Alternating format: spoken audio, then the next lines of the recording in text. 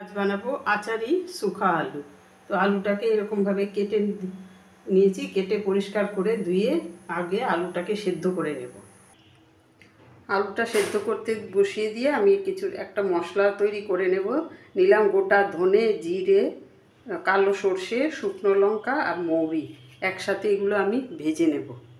তো মশলাটাকে শুকনো ভেজে নিচ্ছি।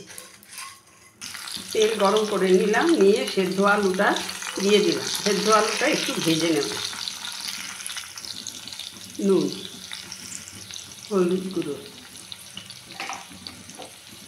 একটু ভেজে নেব।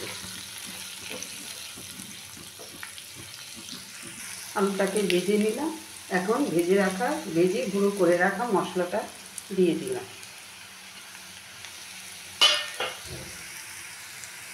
দিয়ে ভালো করে মিশিয়ে নেব। একটু আমচুর পাউডার দিলাম।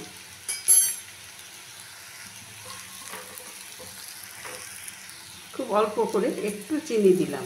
আমচুর পাউডার দিয়েছি, একটু তো টক ভাব হয়েছে, সেই জন্য একটু চিনি দিলাম। হাতে করে একটু জল নিয়ে জলটাকে ফুটিয়ে দিলাম।